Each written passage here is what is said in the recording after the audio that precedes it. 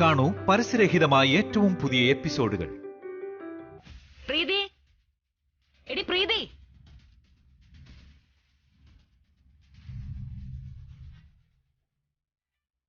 പ്രീതി,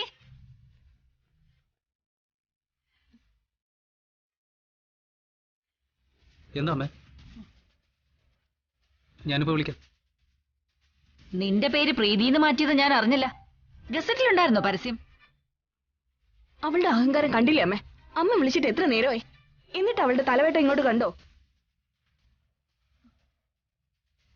എന്താ അമ്മേ?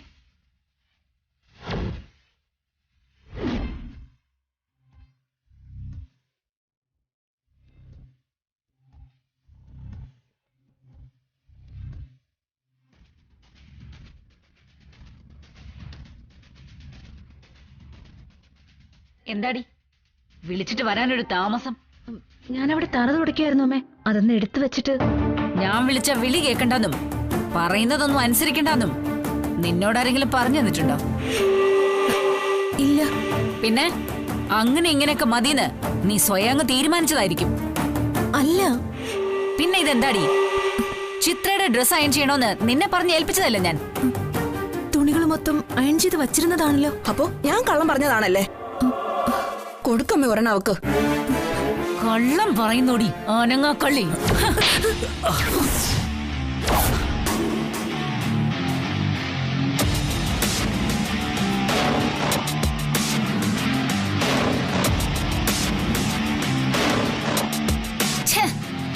നിനക്ക് നേടാ ഭ്രാന്തായോ ഇടയ്ക്ക് കയറാൻ? ഭ്രാന്തെന്നോ പരിരക്ഷയെന്നോ എന്തു വേണമെങ്കിലും വിളിക്കാം. അമ്മയുടെ നെഞ്ചിലെ കല്ലിറങ്ങിയില്ലാന്നുണ്ടെങ്കിൽ ഇനിയും എന്നെ തല്ലുകയും ചെയ്യാം. നിന്ന് കൊള്ളാൻ ഞാൻ തയ്യാറാ. ഏതായാലും ഇനിയും ഇതുപോലുള്ള കയ്യാങ്കളി ഈ പാവത്തിനോട് വേണ്ട. കാരണം എന്നെ ഒരാൾ മാത്രം വിശ്വസിച്ച് ഈ മേൽക്കൂരയ്ക്ക് കീഴെ കഴിയുന്നവളാ ഇവള്. അർജുനേട്ട, നിന്നെ നടുക്ക് നിർത്തി അമ്മയോട് വഴക്കുണ്ടാക്കിയൊന്നും അല്ല ഞാൻ. ജസ്റ്റ് ഒരു കാര്യമേ പറയാനുള്ളൂ. ഞാൻ ഈ വീട്ടിലെ മൂത്ത മകനാണ്. എന്റെ ഭാര്യയ്ക്കാണ് പാരമ്പര്യം അനുസരിച്ച് അമ്മ കഴിഞ്ഞ ഗൃഹനാഥയുടെ സ്ഥാനം. പക്ഷേ നിങ്ങൾ രണ്ടാളിൽ നിന്നും ഞാനത് പ്രതീക്ഷിക്കുന്നില്ല. പക്ഷെ സാധിക്കുമെങ്കിൽ മാത്രം അമ്മയുടെയും മകനെയും മകളെയും പോലൊരു മനുഷ്യജീവിയായി ഈ പെൺകുട്ടിയും കൂടി അമ്മയൊന്ന് പരിഗണിച്ച ഒരു മനസ്സമാധാനം കിട്ടുമായിരുന്നു. അപേക്ഷയാണ്.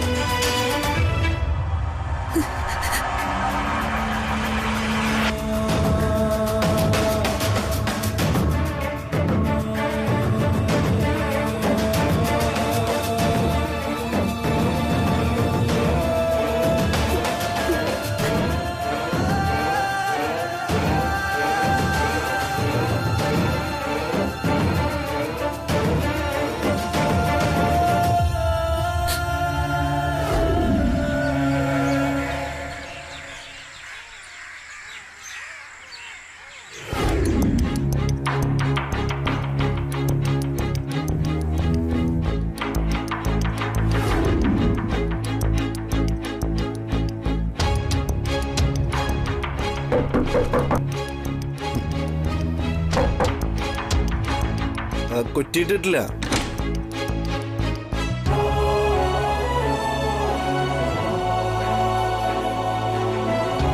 എടോ, താനെന്താ ഈ സമയത്ത്? എനിക്ക് കുറച്ച് സംസാരിക്കാനുണ്ടായിരുന്നു.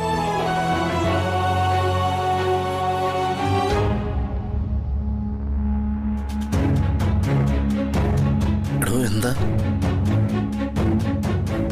ഞാൻ കുറച്ചു ദിവസം വീട്ടിൽ പോയി നിന്നാലോ എന്ന് ആലോചിക്കുക. അതെന്താ പെട്ടെന്ന്? അത് മനസ്സൊന്ന് ശാന്തമാക്കണം. ഇവിടെ ഞാൻ നല്ലത് ഉദ്ദേശിച്ച് എന്തെങ്കിലും ചെയ്താലും അതെല്ലാം പിഴയ്ക്കാം. ഈ ദാമ്പത്യ പൂജയില് പ്രീതിയെ പങ്കെടുപ്പിച്ച കാര്യമാണോ താൻ ഉദ്ദേശിക്കുന്നത്? എടോ, അതിപ്പോ ഇങ്ങനെയൊക്കെ ആയിത്തീരുന്ന ആരെങ്കിലും കരുതിയോ? ആ സുസ്മിതയല്ലേ എല്ലാം കുഴപ്പിച്ചേ? അതൊന്നും പറഞ്ഞിട്ട് കാര്യമില്ലല്ലോ. കുറ്റം ഇപ്പൊ എനിക്കായില്ലേ? പൂജ നടന്നത് എന്റെ വീട്ടിൽ വെച്ച്. സത്യാമ്മ അറിയാതെ അർജുനേട്ടനെയും പ്രീതിയും പൂജയ്ക്ക് വിളിച്ചത് സത്യാമ്മയ്ക്കൊരു സർപ്രൈസ് ആവട്ടെ എന്ന് വിചാരിച്ച. ഇതിനിടയിലേക്ക് അപ്രതീക്ഷിതമായി വസുമതി ആന്റി വന്ന് കയറിയത് അത് ഞാൻ വിളിച്ചിട്ടാണെന്ന് കരുതിയിട്ടുണ്ടാവും സത്യാമ്മ. പ്രീതിയെ വെച്ച് ഞാൻ എല്ലാത്തിനും പകരം വീട്ടുകയാണെന്ന് ഒരിക്കൽ പറഞ്ഞല്ലോ സത്യാമ്മ. വസുമതി ആന്റിയിൽ നിന്ന് സത്യാമ്മയ്ക്കുണ്ടായ അപമാനത്തിന്റെ അമർഷം മുഴുവൻ ഇപ്പൊ എന്നോടാവും. എന്നെ മുന്നിൽ കാണുന്തോറും ആ ദേഷ്യം പെരുകയുള്ളൂ.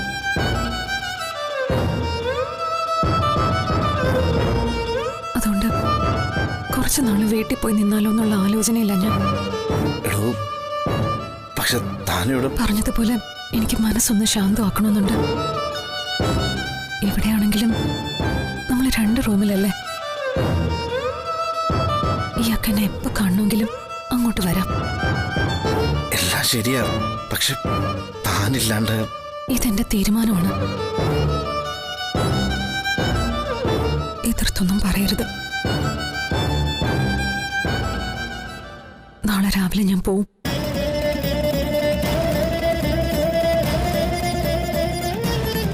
അല്ല, ഇത്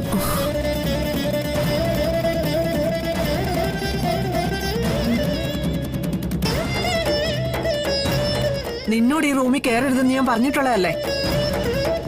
ഞാനൊരു കാര്യം സംസാരിക്കാൻ.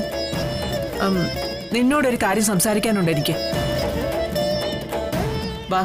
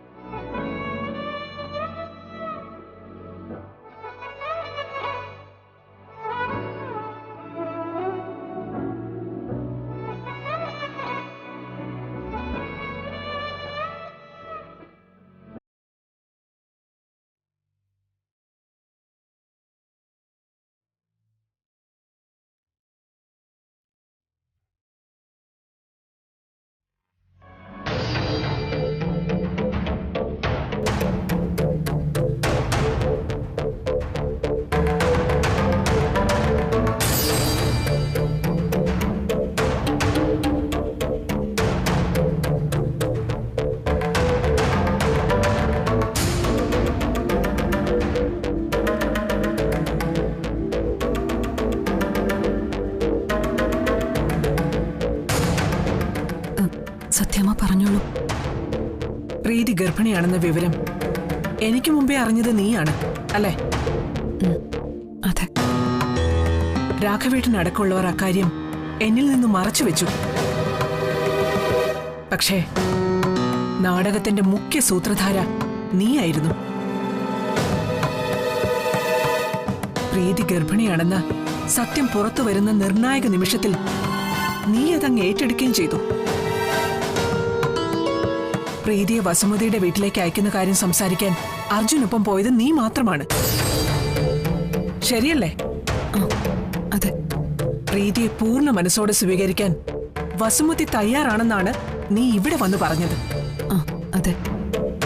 പക്ഷെ ഇവിടെ എത്തിയപ്പോ DNA ടെസ്റ്റ് എന്നൊരു ഉപാധി വസുമതി മുന്നോട്ട് വെച്ചു.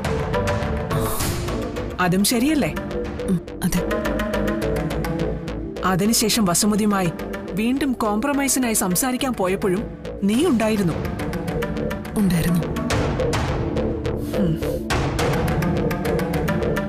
പ്രീതിയെ കാണാൻ വസുമതിയുടെ വീട്ടിലേക്ക് ആരും ചെല്ലാൻ പാടില്ലെന്നും പ്രീതി അവരും മറ്റെവിടേക്കും അയക്കില്ലെന്നുള്ള ഒരു ഉപാധി. പക്ഷേ നീ എന്നോട് അത് പറഞ്ഞില്ലല്ലോ ശാലിനി. അത് സത്യാമ്മേ. നിക്ക്. നിനക്ക് സംസാരിക്കാൻ ഞാൻ സമയം തരും. ആദ്യം ഞാൻ പറഞ്ഞൊന്ന് പൂർത്തിയാക്കട്ടെ. പ്രീതിയെ കൂടി ദാമ്പത്യ പൂജയ്ക്ക് വിളിച്ചത് സതുദ്ദേശത്തോടു കൂടിയാണെന്ന് വേണമെങ്കിൽ ഞാനങ്ങ് സമ്മതിക്കാം. സംശയത്തിന്റെ ആനുകൂല്യം ഉണ്ടോ നിനക്കതിൽ? പ്രീതിയെ മുന്നിൽ നിർത്തി നീ എന്നോട് പ്രതികാരം ചെയ്യുകയാണെന്നൊന്നും ഞാൻ പറയില്ല. പക്ഷെ എന്റെ സ്ഥാനത്ത് നിന്ന് നീ ഒന്ന് ആലോചിച്ചു നോക്ക്. എന്റെ മകൾക്ക് എന്നേക്കാൾ വിശ്വാസപ്പം നിന്നില്ല. ഞാൻ അറിയാതെ അവൾക്ക് വേണ്ടി നീ ധാരണകളും കരാറുകളും ഉണ്ടാക്കി, തീരുമാനങ്ങളും എടുത്തു. സത്യമേ, ഞാൻ സത്യമാണ് ശാലിനി ഞാൻ പറഞ്ഞത്. എന്റെ മകൾക്കും എനിക്കും ഇടയിൽ ഇപ്പോഴും ഒരു മറയുണ്ട്. അവളെ സംബന്ധിച്ച് നീ വസുമതിയുമായിട്ട് ഉണ്ടാക്കിയ ധാരണകൾ എന്താണെന്ന് എനിക്കറിയില്ല. വസുമതിയെ പേടിച്ചിട്ടാണോന്ന് അറിയില്ല. എനിക്ക് മുന്നിൽ മനസ്സ് തുറക്കാൻ അവള് തയ്യാറുമല്ല.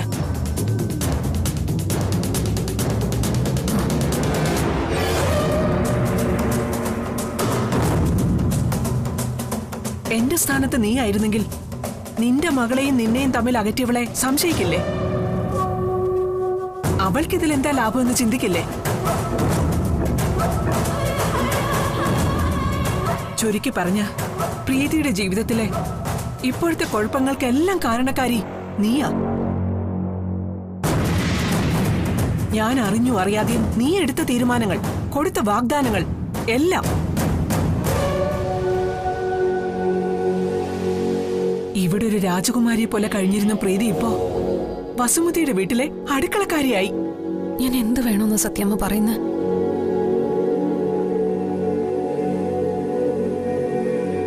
പ്രീതിക്ക് അവളുടെ പഴയ ജീവിതം മടക്കി കൊടുക്കണം. നിറങ്ങളും സൗരഭ്യമുള്ള ആ ജീവിതം. മനസ്സ് തുറന്നൊന്ന് ചിരിക്കാൻ, അർജുനൊപ്പം അവൾക്ക് ശരിക്കൊന്ന് ജീവിക്കാൻ സാധിക്കണം. എന്റെ നെഞ്ചിലെ പിടപ്പ് നിനക്ക് മനസ്സിലാവില്ല ശാലിനി. എനിക്ക് മനസ്സിലാവും. എന്റെ അമ്മയുടെ നെഞ്ചു തൊട്ട് അറിയുന്നവളാ ഞാൻ.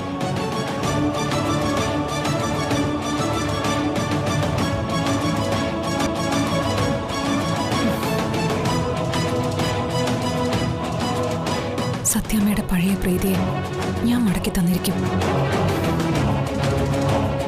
അർജുനേട്ടനൊപ്പം സന്തോഷകരമായ ഒരു ജീവിതവുമായി. എന്ന് കൽപ്പാന്ത കാലത്തോളം നോക്കിയിരിക്കാനൊന്നും പറ്റില്ലേ സത്യഭാമയ്ക്ക്? 30 ദിവസം. 30 ദിവസത്തിനുള്ളിൽ പഴയ പ്രീതിയെ സത്യാമ്മയ്ക്ക് ഞാൻ മടക്കി തന്നിരിക്കും. പറയാൻ എളുപ്പമാ, ചെയ്യാൻ സാധിക്കുന്നതേ ശാലിനി പറയൂ.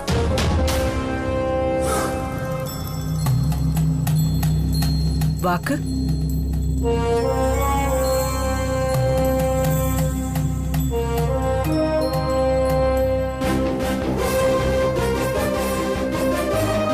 വാക്ക്. പ്രീതിയുടെ പ്രശ്നം പരിഹരിക്കുന്നത് വരെ നീ എങ്ങോട്ടും പോകുന്നില്ല. എന്റെ കൺമുന്നിലുണ്ടാവണം. ഓർമ്മയുണ്ടാവണം. 30 ദിവസം.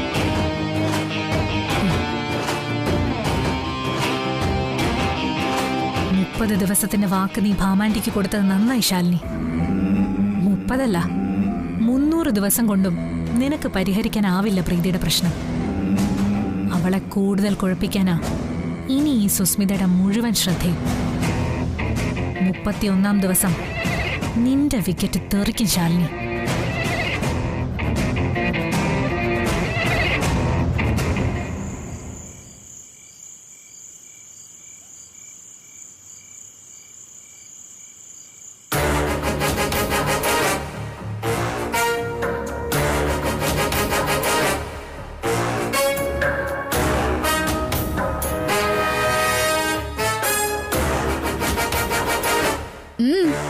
കിടക്കാൻ കൂട്ടുകിടപ്പൊന്നും ഇനി വേണമെന്നില്ല. എന്തായാലും എന്റെ ചെക്കന്റെ തലയിൽ വലിഞ്ഞു കയറിയില്ലേ നീ? അവന്റെ അടുത്ത് തന്നെ പോയാൽ കിടന്നാ മതി. നിന്നോട് പോകാനല്ലേ പറഞ്ഞത്? അസത്തിന്റെ മുഖം കാണുന്ന തന്നെ ഐശ്വര്യക്കേടാ. പൊടി.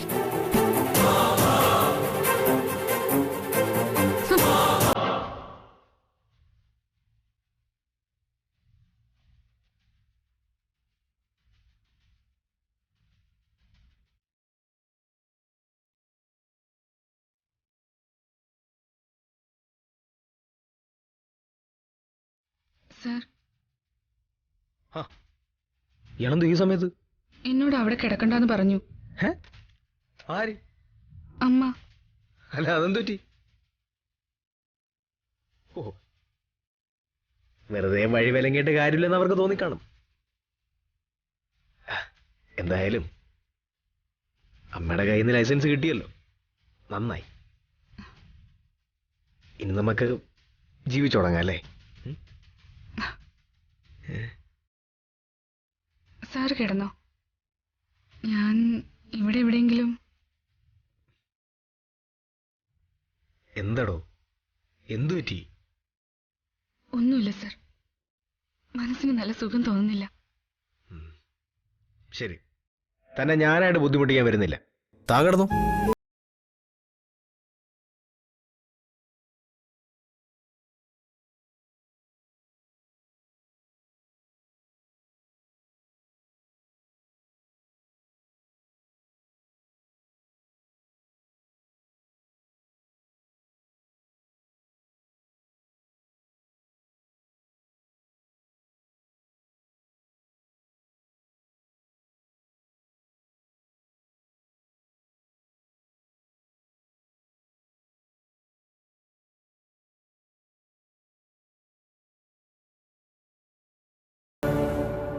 എന്താ അമ്മേ?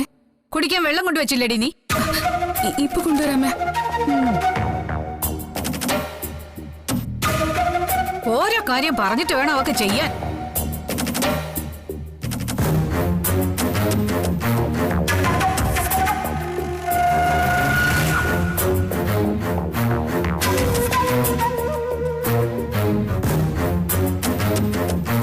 അമ്മേ, വെള്ളം അവിടെ വെച്ചിട്ട് പൊടി. നിക്കോ പൊടി അവിടുന്ന്.